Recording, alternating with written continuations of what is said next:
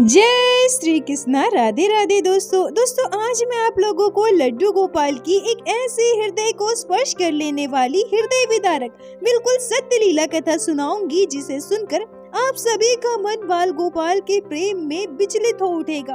लड्डू गोपाल के साथ घटे इस अत्यंत घिनौने घटना को जानकर बाल गोपाल के लिए आपकी आंखें अपने आप आंसू बहा देगी, न चाहते हुए भी आप रो दोगे। दोस्तों, कोई भी इंसान अगर वो हिंदू है, भले ही वो ईश्वर पर विश्वास करता हो या ना करता हो, भगवान को मानता हो या ना मानता हो, वो पूजा पाठ करता हो या ना करता हो, परंतु उसने निश्चय ही अपने आसपास अपने घर परिवार में किसी न किसी को ठाकुर जी की सेवा करते, भगवान की पूजा अर्चना करते अवश्य देखा होगा।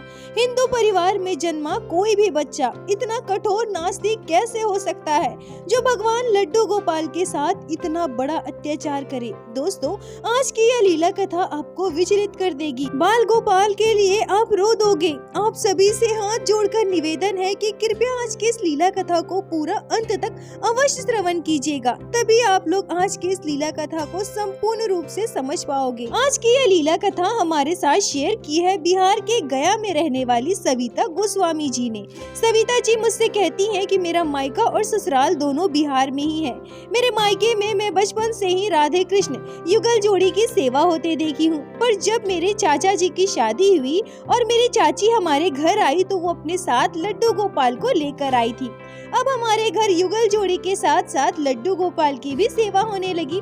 धीरे धीरे लड्डू गोपाल हमारे पूरे परिवार के चहेते बन गए। बाल गोपाल से हमारा पूरा परिवार बहुत प्रेम करने लगा।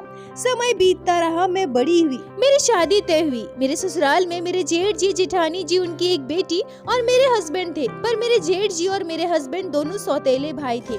जेठ जी की मम्मी की मृत्यु के बाद मेरे ससुर जी ने दूसरी शादी की थी, जिससे मेरे हस्बैंड और मेरे जेठ जी दोनों गांव के बाजार में अलग अलग दुकान करते थे। घर में किसी चीज की कमी नहीं थी, इसलिए मेरे घर वाले शादी के लिए मान गए। मेरे जेठ जी, जेठानी जी दोनों बहुत अच्छे थे, मुझे बिल्कुल अपनी बहन की तरह मानते थे। हम दोनों देवरानी जेठानी बहुत ही प्यार से रहा करते थे, बिल्कुल दो बहनों की तरह। कोई हमें देखकर यह नहीं कह सकता कि हम दोनों के हस्बैंड सौतेले भाई हैं। सविता जी कहती हैं कि मेरे ससुराल वाले बहुत अच्छे थे।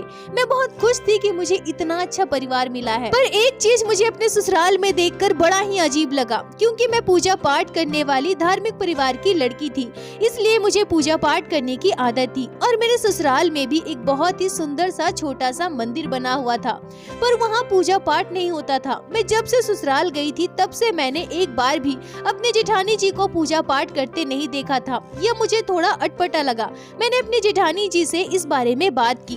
मैंने उनसे पूछा तो वो मुझसे कहती है कि नहीं नहीं, ऐसा बिल्कुल नहीं है। मैं छठ महापर्व करती हूँ, भगवान को मानती हूँ, पर वो क्या है ना, घर पर इतने सारे कामों में मैं उलझ जाती हूँ, समय नहीं मिल पाता है, इसलिए मैं पूजा पाठ नहीं करती हूँ। सविता जी कहती हैं कि मैंने सोचा कि चलो कोई बात नहीं, अब से मैं पूजा पाठ करूंगी। और अब जब मैं अपने मायके गई तो अपने मायके से एक लड्डू गोपाल के विग्रह को लेकर आई और पूरी श्रद्धा भाव से बाल गोपाल की सेवा करने लगी। मेरी शादी को लगभग 6 महीने बीत गए थे। लड्डू गोपाल की कृपा से मैं गर्भवती हुई और मेरे बेटे का जन्म हुआ। मेरे बेटे के जन्म से मेरे मायके वाले, ससुराल वाले सभी बहुत खुश थे। मेरे बेटे के जन्म मेरे मायके में हुआ था और उस दौरान मैं अपने लड्डू गोपाल को अपने साथ अपने मायके लेकर गई थी, पर जब मैं दोबारा अपने ससुराल गई तो लड्डू गोपाल को अपने साथ लेकर गई और फिर से अपने ससुराल में लड्डू गोपाल की सेवा करने लगी। पर पता नहीं क्यों एक दिन अचानक से मेरी जेठानी जी मुझसे कहती हैं कि सविता, मुझे भी एक लड्डू गोपाल चाहिए, मैं भी उनकी सेवा करना चाहती हूँ। सविता जी कहती हैं कि मैं अपनी जेठानी जी से कहती हूँ कि दीदी, दूसरे लड्डू गोपाल लाने की क्या जरूरत है, हमारे घर लड्डू गोपाल तो है ना, आप उनकी ही सेवा कीजिए। पर पता नहीं क्यों मेरे जेठानी जी ने मना कर दिया। उन्होंने मुझसे कहा कि नहीं, एक और लड्डू गोपाल को लेकर आते हैं ना, तुम अपने लड्डू गोपाल की सेवा करना, मैं अपने लड्डू गोपाल की सेवा करूंगी। सविता जी कहती है कि मुझे उनकी बातें थोड़ी अजीब सी लगी। मेरे लड्डू गोपाल और उनके लड्डू गोपाल ऐसा क्यों कह रही है दीदी, लड्डू गोपाल तो सबके होते हैं ना। पर खैर, मैंने उनसे इस बारे में और कुछ भी नहीं कहा। मेरी जेठानी जी एक और लड्डू गोपाल को हमारे घर लेकर आई। उन्होंने अपने लड्डू गोपाल को घर के मंदिर में विराजित नहीं किया, बल्कि अपने कमरे के बाहर हॉल में लड्डू गोपाल को एक टेबल के ऊपर सुंदर सा सिंहासन रखकर उसके ऊपर विराजित कर दिया। सविता जी कहती हैं कि दीदी ने लड्डू गोपाल की संपूर्ण सेवा विधि मुझसे सीख ली और लड्डू गोपाल की पूरी श्रद्धा भाव से सेवा करने लगी। पर कहीं न कहीं मेरे मन में यह बात चल रही थी कि दीदी दूसरे लड्डू गोपाल की सेवा क्यों कर रही है। वो चाहती तो हमारे बाल गोपाल की सेवा भी कर सकती थी ना। और यह बात मुझे अंदर ही अंदर खाई जा रही थी। एक दिन मैंने हिम्मत करके दीदी से यह बात पूछ ही लिया। तब दीदी मुझसे कहती है, सविता तुम्हें तो पुत्र संतान है ना, पर मुझे तो पुत्र संतान नहीं है ना। मैंने सुना है कि लड्डू गोपाल की सेवा संतान के रूप में की जाती है। लड्डू गोपाल संतान के रूप में हमेशा भक्त के साथ होते हैं, इसलिए मैं लड्डू गोपाल को संतान के रूप में लेकर आई हूँ। सविता जी कहती हैं कि दीदी की बातें सुनकर मेरी आंखें नम हो जाती हैं। मैंने दीदी से कहा कि दीदी आप ऐसा क्यों सोचती है, मेरा बाबू भी तो आपका बेटा है ना, हम दोनों उसकी माएं हैं। पर फिर दीदी ने कुछ भी नहीं कहा, उनकी आंखों में आंसू थे। मैं दीदी की भावनाओं को समझ रही थी। मैंने सोचा कि चलो अच्छी बात है, भले ही दीदी छठ महापर्व करती थी पर घर पर कभी भी पूजा पाठ नहीं करती थी। इसी बहाने लड्डू गोपाल की दीदी सेवा तो करेंगी और बाल गोपाल पुत्र के रूप में सदैव उनके साथ रहेंगे। ऐसे ही समय बीतता रहा। क्योंकि मेरे हस्बैंड और जेठ जी दोनों सौतेले भाई थे, इसलिए दोनों भाइयों की उम्र में काफी अंतर था। मेरी जेठानी जी की 2 बेटियां थी। एक की शादी मेरी शादी के 4 साल पहले हो चुकी थी। जब मेरी शादी हुई थी उस समय उनकी छोटी बेटी भी शादी के लायक हो चुकी थी। उसके लिए रिश्ता देखा जाने लगा। पर इसी बीच हमें पता चला कि मेरी जेठानी जी की बेटी एक लड़के को पसंद करती है और उससे शादी करना चाहती है। पर मेरे जेठ जी और जेठानी जी इस रिश्ते के लिए बिल्कुल भी राजी नहीं थे। वो चाहते थे कि उनका छोटा जमाई घर जमाई बनकर उनके साथ रहे। पर जिनको मेरी जेठानी जी की बेटी ने पसंद किया था वो अपने माता पिता का इकलौता संतान था। बहुत ही बड़े घर का लड़का था। लड़का अच्छा जॉब करता था, किसी चीज की कमी नहीं थी। वो भला हमारे घर जमाई बनकर कैसे रह सकता था। मेरी जेठानी जी की बेटी जिद लगाए बैठी थी कि शादी करनी है तो उसी लड़के से करनी है। हमने भी जांच पड़ताल किया तो लड़का बहुत अच्छा था। मैंने और मेरे हस्बैंड ने जेठ जी और जेठानी जी को बहुत समझाया। हमने उन्हें समझाया कि लड़का बहुत अच्छा है, अच्छा घर परिवार है, दोनों एक दूसरे को इतना पसंद करते हैं तो शादी करवा देनी चाहिए। और हमने अपनी जेठानी जी की बेटी का साथ दिया। जेठ जेठानी जी को अच्छे से समझा बुझाकर उनकी शादी करवाई। पर शादी के कुछ ही दिनों के बाद मेरे जेठानी जी का बर्ताव हमारे लिए बदलने लगा था। वो हमसे बात तो करती थी पर कहीं न कहीं मैं उसके व्यवहार को समझ पा रही थी। उनके व्यवहार के बदलाव को मैं महसूस कर पा रही थी। मुझे ये सब थोड़ा अजीब लग रहा था। अब वो लड्डू गोपाल के बारे में मुझसे कुछ भी नहीं पूछती थी। बाल गोपाल के श्रृंगार कर जैसे वो पहले मुझे दिखाया करती थी, मेरे लड्डू गोपाल और उनके लड्डू गोपाल को साथ बैठाती थी, वैसा कुछ भी नहीं कर रही थी। ना वो घर के कामों में ना ही खाने पीने में मुझसे कोई मतलब रखती थी। एक घर में रहते हुए भी ऐसा लग रहा था मानो हम अलग अलग परिवार हैं। और यह बात मुझे और भी गहराई से तब महसूस हुआ जब मेरे हस्बैंड ने भी मुझसे कहा कि भैया का व्यवहार कुछ बदला सा लग रहा है, तुमने कुछ कहा है क्या? पर मैंने तो उनसे कुछ भी नहीं कहा था। मेरे जेठ जी भी मेरे हस्बैंड से या मुझसे या मेरे बच्चे से ठीक से बात नहीं करने लगे थे। पता नहीं पर उन दोनों पति पत्नी को क्या हो गया था। सविता जी कहती हैं कि जैसा कि मैंने बताया हम दोनों देवरानी जेठानी बिल्कुल बहनों की तरह रहा करते थे। पर अब हमारे घर में छोटे छोटे कामों की वजह से मतभेद होने लगा था, घर पर लड़ाई झगड़ा होने लगा था और यहाँ तक कि मेरे हस्बैंड और जेठ जी में भी लड़ाई झगड़ा होने लगा था। और झगड़े में ही एक दिन मेरे जेठानी जी ने कुछ ऐसा कहा जिसे सुनकर हमारे पैरों तले की जमीन खिसक गई। मेरी जेठानी जी गुस्से में कहती है, तुम लोगों ने जानबूझकर मेरी बेटी की शादी वहाँ करवाई है क्योंकि हमारा कोई बेटा तो है नहीं। तुम्हें लगा था कि अगर कोई लड़का घर जमाई बनकर हमारे घर रहेगा तो हमारी संपत्ति उसे मिलेगी और तुम दोनों पति पत्नी हमारी संपत्ति हड़पना चाहते हो, इसलिए मेरी बेटी की शादी वहाँ करवाई जिससे हमारी पूरी संपत्ति तुम्हारे बेटे को मिल जाए। पर हम ऐसा होने नहीं देंगे। भले ही हम अपनी संपत्ति दान में दे दें पर तुम लोगों को इस तरह से हड़पने नहीं देंगे। सविता जी कहती हैं कि मेरी जेठानी जी की यह बातें सुनकर हम दंग रह गए थे।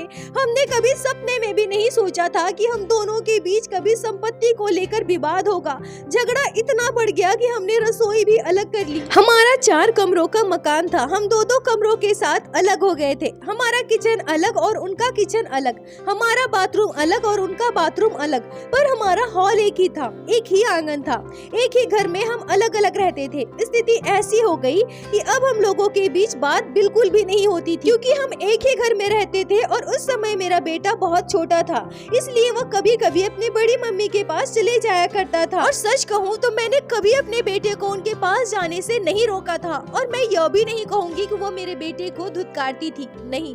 भले ही हम लोगों में बातचीत ना हो, पर मेरे बेटे को पहले जैसा वो प्यार करती थी अब भी वैसा ही प्यार करती थी। अब मुझे कभी कभी यह भी बुरा लगता था कि मुझे दीदी के लड्डू गोपाल के दर्शन नहीं हो पाते हैं। लड्डू गोपाल हॉल में सिंहासन पर बैठे रहते थे। ये लड्डू गोपाल का श्रीमुख दीदी के कमरे की ओर घुमा हुआ रहता था, इसलिए मैं बाल गोपाल के श्रीमुख के दर्शन नहीं कर पाती थी। पर हाँ, कभी कभी जब दीदी लड्डू गोपाल को स्नान करवाती थी तब मैं बाल गोपाल को देख पाती थी। ऐसे ही समय बीत रहा था। अलग होने के बाद भी कभी कभी हम दोनों के बीच छोटे छोटे कामों को लेकर, छोटे छोटे बातों को लेकर मतभेद हो जाता था। घर में छोटे मोटे लड़ाई झगड़े भी हो जाते थे। पर इसी बीच हम लोग एक दिन क्या देखते हैं कि मेरे जेठ जी बहुत ही बड़े से काले रंग के कुत्ते को लेकर आए हैं। अब कुत्ते के आते ही मेरी जिठानी जी बहुत खुश हो गई थी। दौड़ते हुए उस कुत्ते के पास गई और कहती है कि मेरे मायके में भी बिल्कुल ऐसा ही एक कुत्ता है, वर्षों से इच्छा थी जो आपने आज पूरी कर दी। यह कहते हुए मेरी जिठानी जी अपनी खुशी जाहिर करने लगी। अब हुआ यूँ कि मेरे जेठ जी और जिठानी जी उस कुत्ते का बहुत ध्यान रखते थे। हमेशा कुत्ते को खिलाना पिलाना, नहलाना धुलाना सब कुछ करते थे। कभी कभी उस कुत्ते की वजह से हम लोगों में लड़ाई झगड़े भी हो जाते थे, क्योंकि कुत्ते को वो खोल दिया करते थे और कुत्ता हमारे घर की तरफ आ जाता था, गंदगी फैलाता था और मुझे कुत्ते से बहुत डर लगता था। और सच तो यह भी है कि मैं घर पर कुत्ता रखना बिल्कुल भी पसंद नहीं करती हूँ, क्योंकि हमारे घर लड्डू गोपाल की सेवा होती है और घर में बाल गोपाल विराजित है। पर कुछ दिनों के बाद मैंने यह गौर किया था कि अब मैं प्रतिदिन अपने जिठानी जी को लड्डू गोपाल को स्नान करवाते, उनका श्रृंगार करते नहीं देख पाती हूँ। कुछ दिन तो मैंने सोचा कि शायद जब मैं कमरे में रहती हूँ, कोई काम करती हूँ, तब मेरी जिठानी जी लड्डू गोपाल का स्नान श्रृंगार करवाती होगी। पर कई दिन बीत जाने के बाद भी मैंने अपनी जिठानी जी को लड्डू गोपाल का स्नान श्रृंगार करवाते, उनकी सेवा करते नहीं देखा था, न ही दोपहर को भोग लगाते हुए देखा था। और कई बार तो ऐसा भी होता था कि मैं समझ भी नहीं पाती थी कि उन्होंने लड्डू गोपाल को भोग कब लगाया है। और कहीं न कहीं ये सारी बातें मेरे मन में चलती रहती थी, पर मैंने उनसे कभी नहीं पूछा था। मुझे लगा था कि मैं काम में व्यस्त रहती हूँ, इसलिए शायद मैं ध्यान नहीं दे पाती। पर कुछ दिनों बाद मैंने एक आश्चर्यजनक घटना देखी, जिस पर विश्वास करना मेरे लिए बहुत ही मुश्किल था। सुबह के लगभग 11 बज रहे थे। मैं हॉल में अपनी बेटी के साथ बैठी थी। तभी मैं क्या देखती हूँ कि जिस बर्तन में मेरी जिठानी जी लड्डू गोपाल को भोग लगाती है, उसी बर्तन में थोड़ा सा माखन मिश्री है, जिसे उनका कुत्ता चाट रहा है। चाट चाट कर उस माखन मिश्री को खा रहा है। यह दृश्य देखकर मुझे बहुत ही बुरा लगा, साथ ही साथ मुझे गुस्सा भी आया। मैं जिठानी जी से बात तो नहीं करती थी, पर यह सब देखकर मुझसे रहा नहीं गया। मैंने उनसे कहा कि ये सब क्या है दीदी, आप ऐसा कैसे कर सकती हैं? आपने ये क्या किया? लड्डू गोपाल की भोग की थाली अपने इस कुत्ते के आगे रख दिया, वो भी बाल गोपाल की माखन मिश्री का प्रसाद। आप ऐसा कैसे कर सकती हैं दीदी? तब मेरी जिठानी जी झुंझलाकर मुझसे कहती है, अरे तुम्हें क्या, मैं कुछ भी करूं, तुमसे मेरी खुशी बर्दाश्त नहीं होती क्या? तो अच्छा तुम मुझसे जलते हो ना, और जलो, और जलोगे भी क्यों नहीं? पहले तो तुम लोगों ने होशियारी से मेरी बेटी की शादी वहाँ करा दी, जिससे मेरा दामाद घर जमाई ना रहे और तुम्हारे बेटे को पूरी संपत्ति मिल जाए। अब सोच रही हो कि किसी तरह से परेशान करके घर से निकलवा दे। ऐसा तो बिल्कुल नहीं हो सकता है। मेरी जेठानी जी कहती हैं कि एक बात याद रखो, मैं इस कुत्ते से बहुत प्यार करती हूँ और मैं इस कुत्ते को कुत्ता नहीं मानती। यह मेरा बेटा है, मेरे आगे पीछे घूमता है। कितना लगाव है इसका मुझसे, और इंसान से ज्यादा वफादार जानवर होते हैं। जितना प्यार हम तुम लोगों से किए हैं ना, तुम दोनों पति पत्नी से किए हैं, उतना अगर हम इस कुत्ते से करे होते ना, तो आज ये हमें और भी गहराई से पहचानता। पर खैर, जो हो गया सो हो गया, हमारा तुमसे कोई मतलब नहीं है और तुम लोग हमारे किसी भी काम में टांग अड़ाने मत आओ। सविता जी कहती हैं कि मेरी जेठानी जी के ऐसा कहने से मुझे बहुत बुरा लगा था। मैंने उनसे कुछ भी नहीं कहा, पर हद तो तब हो गई जब मैं एक दिन देखती हूँ कि मेरी जेठानी जी फिर से लड्डू गोपाल का प्रसाद कुत्ते को खिला रही है। और कई बार जब मैंने यह देखा कि लड्डू गोपाल की प्रसाद की थाली में खाने का सामान रखकर मेरी जेठानी जी कुत्ते के आगे रखती है, तो यह देखकर मुझसे बर्दाश्त नहीं होता है। मैं सोचती थी कि वही थाली कुत्ता चाट रहा है और कुत्ता उस थाली से प्रसाद खा रहा है और दीदी उसी थाली में लड्डू गोपाल को भोग लगाएगी। ये भला कैसे हो सकता है? भले ही उस थाली को कितना भी धोया जाए, साफ करा जाए, पर वो थाली तो अशुद्ध हो गया ना। पर क्योंकि हम एक ही घर में रहते थे तो कई बार ये सारी चीजें मेरी नजर में पड़ जाती थी और कभी कभी मुझसे बर्दाश्त नहीं होता था तो मैं दीदी को टोक भी देती थी। कई बार हम लोगों में इस चीज को लेकर लड़ाई झगड़े भी होते थे। दीदी ने मुझसे कई बार कहा कि ये कुत्ता मेरा बेटा है, जितना प्रेम तू अपने बेटे से करती है ना, उतना ही प्रेम मैं इस कुत्ते से करती हूँ और ये कुत्ता हमेशा हमारे साथ रहेगा। तुम अपने बेटे को लड्डू गोपाल का प्रसाद नहीं खिलाती क्या? तो फिर मैं अपने बेटे को लड्डू गोपाल का प्रसाद क्यों ना खिलाऊं?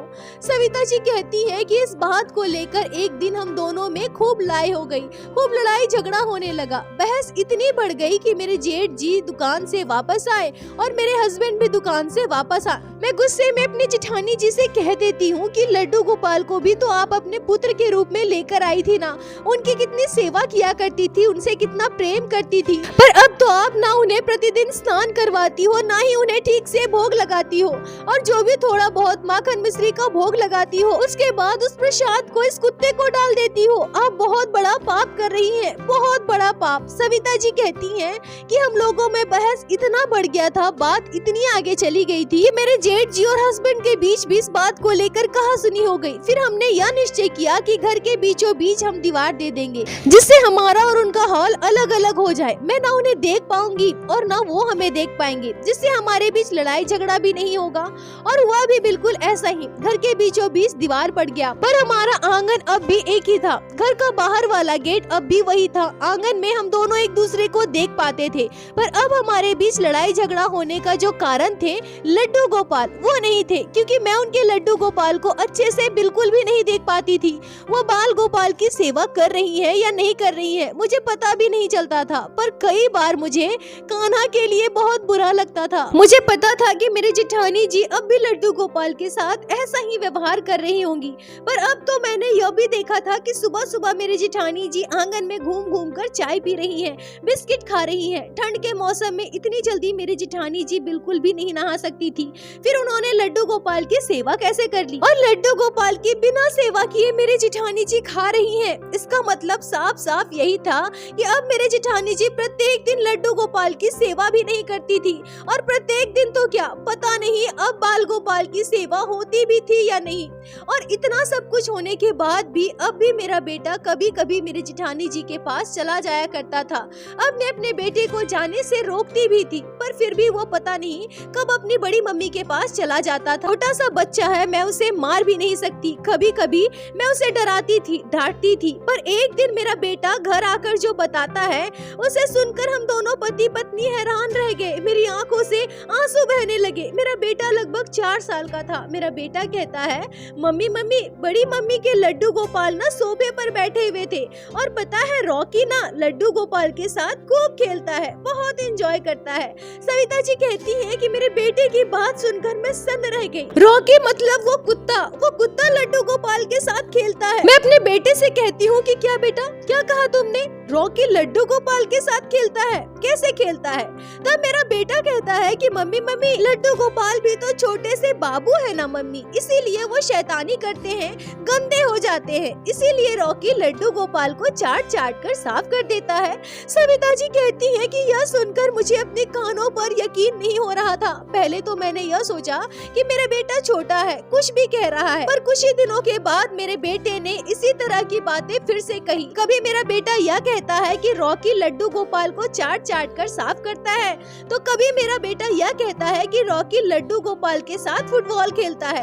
कभी यह कहता है कि रॉकी लड्डू गोपाल को पैरों से मारता है। सविता जी कहती है कि दिन ब दिन यह बातें अपने बेटे के मुंह से सुनकर मैं बहुत परेशान हो गई थी। मैं समझ नहीं पा रही थी कि मेरा बेटा ऐसी बातें क्यों कर रहा है, पर जब मैं अपने बेटे को डांटती थी, उससे कहती थी कि ऐसे झूठी बातें ना बनाए, तो वो कहता था कि मम्मी कसम से मैं झूठ नहीं बोल रहा हूँ। अब मैं क्या करूँ? मैं अपने पति से कहती थी कि मैं दीदी से तो कुछ भी नहीं कह सकती, पर आप भैया से एक बार बात करना ना इस बारे में। तो मेरे पति यह कहते हैं कि तुम इन सब बातों पर ध्यान मत दो, उनके लड्डू गोपाल हैं, वो जो चाहे करें, इन सब बीच में हमें पड़ने की जरूरत नहीं है। तुम्हारी वजह से मैं उनसे बहुत लड़ाई झगड़ा कर चुका हूँ, अब मैं और नहीं कर सकता। सविता जी कहती हैं कि इन सब बातों से मैं परेशान हो गई थी। लड्डू गोपाल के बारे में सोच सोच कर मुझे बहुत बुरा लगता था। ऐसा लगता था जैसे मेरे कान्हा मुझे पुकार रहे हैं। एक ही घर में रहते हुए भी मैं बाल गोपाल की ऐसी दशा को रोक नहीं पा रही थी। मैंने यह सोचा कि अब मैं अपने बेटे को बिल्कुल भी उनके घर जाने नहीं दूंगी। ना मेरा बेटा उनके घर जाएगा, ना यह सारी चीजें देख कर आकर मुझे बताएगा। मुझे बर्दाश्त ही नहीं हो रहा था। कई दिन बीत गए, फिर मैंने अपने इन्हीं आंखों से ये सारी चीजें घटते हुए देखी। मेरी आंखों के सामने ये सारी चीजें हो रही थी। सविता जी कहती है कि कोई भी इंसान जो लड्डू गोपाल की सेवा करता हो, बाल गोपाल से इतना प्रेम करता हो, वो अपनी आंखों के सामने लड्डू गोपाल की ऐसी दुर्दशा कैसे देख सकता है। ये सारी बातें आज भी सोचकर मेरी आंखों में आंसू आ जाते हैं। मेरा दिल जैसे धड़क जाता है। सविता जी कहती है कि ठंड का मौसम था, मैं अपने आंगन में बैठकर बर्तन धो रही थी। तभी मैं क्या देखती हूँ कि बहुत सारे जूठे बर्तनों के साथ मेरे जेठानी जी लड्डू गोपाल का बर्तन लाकर भी आंगन में रख देती है। पहले तो जब मैंने इसे देखा तो नजरअंदाज किया, क्योंकि मैं उनसे लड़ाई झगड़ा करना बिल्कुल भी नहीं चाहती थी। पर थोड़ी देर के बाद मैं जो देखती हूँ, जिसे देखकर मेरा दिल दहल जाता है, मैं देखती हूँ कि वो कुत्ता अपने मुंह में लड्डू गोपाल को उठाए उस घर से बाहर निकल रहा है। घर से बाहर निकलकर आंगन में आता है। जेठानी जी वहीं खड़ी थी, चाय पी रही थी। जेठानी जी कुत्ते को पुचकारते हुए कहती है कि रॉकी, मेरा बेटा इधर आ जाओ और उसे वहीं छोड़ दो उसे वहीं। ये कहते ही वो कुत्ता अपने मुंह से लड्डू गोपाल को जमीन पर पटक देता है। लड्डू गोपाल पर पैर रखते हुए वो कुत्ता मेरे जेठानी जी के पास चला जाता है। ये दृश्य देखकर मैं सन्न रह गई। मैं खुद को रोक नहीं पाई। चिल्लाते हुए दौड़कर लड्डू गोपाल को गोद में उठा लिया। बाल गोपाल कुत्ते के मुंह के लार से सने हुए थे। ये दृश्य भगवान किसी भी भक्त को ना दिखाए। तभी तुरंत मेरे जेठानी जी मेरे हाथ से झपट कर लड्डू गोपाल को छीन लेती है और कहती है कि तुम्हारी हिम्मत कैसे हुई मेरे लड्डू गोपाल को छूने की। सुबह का समय था। मेरे जेठ जी और मेरे हस्बैंड दोनों घर पर ही थे। हमारे चिल्लाने की आवाज से दोनों बाहर आए। मैं लगातार रो रही थी, उनसे कह रही थी कि ये सब पाप है, गलत है, ऐसा क्यों कर रही है, आपको जरा भी डर नहीं लगता। पर मेरी जेठानी जी एक ही बात पर अड़ी थी कि रॉकी मेरा बेटा है। अगर तुम्हारे 2 बेटे होते तो क्या तुम एक के साथ दूसरे को खेलने नहीं देती ना? फिर लड्डू गोपाल और कुत्ता दोनों मेरा 2 बेटे हैं। फिर एक दूसरे के साथ मैं दोनों को खेलने क्यों नहीं दे सकती? सविता जी कहती हैं कि बाल गोपाल की यह दुर्दशा मुझसे सही नहीं जा रही थी। मैंने अपनी जेठानी जी को खूब समझाया। मैंने आज तक उनके आगे कभी हाथ नहीं जोड़ा था। मैं उनके आगे कभी किसी चीज के लिए गिड़गिड़ाई नहीं थी, ना ही किसी चीज की मांग की थी। पर आज मैंने अपना अहम छोड़कर, अपनी अंतरात्मा का सम्मान छोड़कर अपनी जेठानी जी के आगे हाथ जोड़कर उनके पैरों में पड़ गई। उनके आगे खूब गिड़गिड़ाई। मैंने उनसे बार बार कहा कि आप अगर अपने लड्डू गोपाल की सेवा नहीं कर सकती तो अपने बाल गोपाल मुझे दे दीजिए, मैं उनकी सेवा करूंगी। पर वो इस बात पर अड़ गई थी कि मेरे तो दोनों ही बेटे हैं, दोनों एक दूसरे के साथ खेलते हैं, तो मैं तुम्हें अपने लड्डू गोपाल क्यों दूं? सविता जी कहती है कि मेरे हस्बैंड मुझे समझा बुझाकर अंदर लेकर गए। मैंने बाल गोपाल की जिस दुर्दशा की दृश्य देखी थी, मैं उसे भूल नहीं पा रही थी। मैं रोई जा रही थी, मुझे बहुत दुख हो रहा था। मैं अपने कान्हा के आगे हाथ जोड़कर सर पटक रही थी और मेरी ऐसी दशा देखकर मेरे हस्बैंड भी बहुत परेशान हो गए थे। मेरे हस्बैंड ने इस बारे में मेरे जेठ जी से बात की, पर उन्होंने भी लड्डू गोपाल की सेवा हमें देने से इनकार कर दिया था। हमें ऐसा लगने लगा था कि अगर मैं इस माहौल में और रहूं तो मैं पागल हो जाऊंगी। बाल गोपाल की ये दशा अगर किसी और दिन मेरे सामने आ गई, मैंने देख लिया, तो शायद मैं जिंदा नहीं रह पाऊंगी। मेरी दशा बहुत ही बुरी हो चुकी थी। मेरा बेटा छोटा था, मैं उसका भी ध्यान नहीं रख पाती थी। मुझे बहुत बुरा लगता था, मैं बहुत रोती थी, भगवान से बस प्रार्थना करती थी कि जब भी आंगन में मैं निकलूं, कभी भी मुझे लड्डू गोपाल के दर्शन ना हो, लड्डू गोपाल का वो दृश्य मेरे आगे ना आए। मेरी जेठानी जी जानबूझकर मुझे दुख देने के लिए जब वो कुत्ता आंगन में बैठा रहता था तो लड्डू गोपाल को उनके पास लाकर रख देती थी। 1-2 बार मैंने यह दृश्य फिर से देखा। अब मेरी तबीयत बिल्कुल मुझे सही नहीं लग रही थी। ऐसा लग रहा था कि मैं मर जाऊंगी, पागल हो जाऊंगी। अपने आप को मैं असहाय महसूस करती थी। लड्डू गोपाल के लिए मैं कुछ भी नहीं कर पाती थी। मुझे बहुत बुरा लगता था। मेरी स्थिति को देखकर मेरे हस्बैंड ने यह निश्चय किया कि अब हम यहाँ और नहीं रहेंगे। हमने बाजार में किराए का कमरा लिया और हम लोग वहीं शिफ्ट हो गए। इस घटना को कई वर्ष बीत गए हैं। मेरे जेठ जी जेठानी जी हमसे कोई संबंध नहीं रखते हैं। हम लोगों में कोई रिश्ता नहीं है। मुझे अब यह भी नहीं पता कि उनके लड्डू गोपाल का क्या हुआ, वो कैसे है। पर आज भी मुझे लड्डू गोपाल के लिए बहुत बुरा लगता है। मैं बहुत रोती हूँ, बहुत दुख होता है। जब से मैं उस घर को छोड़ कर आई हूँ, मुझ में हिम्मत नहीं हुई कि मैं दोबारा उस घर में जाऊँ। मैं जब भी अपने लड्डू गोपाल को भोग लगाती हूँ तो मन ही मन मानसिक रूप से उस लड्डू गोपाल को भी भोग लगाती हूँ। जब मैं अपने कान्हा को स्नान करवाती हूँ तो मानसिक रूप से उस लड्डू गोपाल को भी स्नान करवाती हूँ। सुलाते समय मानसिक रूप से बाल गोपाल को भी सुलाती हूँ। बाल गोपाल से क्षमा मांगती हूँ कि हे कान्हा, आपके लिए मैं कुछ भी नहीं कर पाई। आपकी यह भक्त असहाय है कान्हा, मुझे क्षमा कर दो, मुझे क्षमा कर दो प्रभु, मुझे माफ कर दो लड्डू गोपाल। दोस्तों, सविता जी कहती हैं कि इस वीडियो को देख रहे हर एक भक्त से मैं प्रार्थना करूंगी कि आप सभी अपने लड्डू गोपाल से प्रार्थना कीजिए कि मेरे जेठानी जी को सद्बुद्धि दे। मुझे नहीं पता कि लड्डू गोपाल की अब उन्होंने क्या दशा की होगी। बस आप सभी प्रार्थना कीजिए कि लड्डू गोपाल जो अत्याचार उस घर में सह रहे हैं उससे मेरे कान्हा को जल्द ही छुटकारा मिले, मेरे कान्हा की सेवा अच्छे से हो पाए। सविता जी, आपका बहुत बहुत धन्यवाद जो आपने लड्डू गोपाल की इस अत्यंत दुखद घटना को हमारे साथ शेयर की, जिसे मैं हमारे चैनल के माध्यम से बाकी सारे भक्तों तक पहुंचा सकी। अपना साथ और प्यार ऐसे ही बनाए रखिए। दोस्तों, यह घटना हृदय को विचलित कर देती है। हम भक्तों के लिए बाल गोपाल की ऐसी दशा देखना नामुमकिन है, पर जरा सोच कर देखिए सविता जी पर क्या बीता होगा। जब उन्होंने इस पूरे घटना का वर्णन मुझसे किया तो वो लगातार रो रही थी। दोस्तों, मैं ठाकुर जी से यही प्रार्थना करूंगी कि उनकी जेठानी जी को सद्बुद्धि दे, मेरे बाल गोपाल के साथ ऐसी घटना दोबारा कभी न घटे।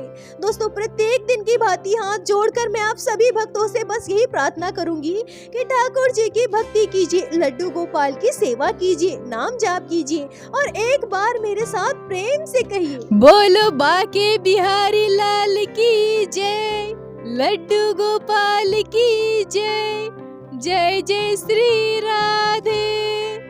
दोस्तों, यदि आप लोगों को आज की यह लीला कथा अच्छी लगी हो, आपके हृदय को स्पर्श की हो, तो कृपया वीडियो को लाइक करके अपने दोस्तों के साथ शेयर अवश्य करें, जिससे बाकी भक्त भी लड्डू गोपाल की इस अद्भुत लीला कथा को श्रवण कर सके। और हमारे चैनल को सब्सक्राइब करें, जिससे प्रतिदिन आप लोग हमारे चैनल पे श्री बाके बिहारी श्री लड्डू गोपाल की लीला कथा सुन सके। दोस्तों, यदि आपके जीवन में घटी हो कोई भी चमत्कारी घटना या लड्डू गोपाल ने कभी भी की हो कोई भी लीला जिसे आप हम सभी के साथ शेयर करना चाहते हैं, तो कृपया हमें इंस्टाग्राम पे मैसेज करें। हम आपसे कांटेक्ट करेंगे और आपकी उस लीला कथा को हमारे चैनल पे बाकी सारे भक्तों के साथ शेयर अवश्य करेंगे। लड्डू गोपाल की कृपा आप पर और आपके पूरे परिवार पर बनी रहे। राधे राधे दोस्तों।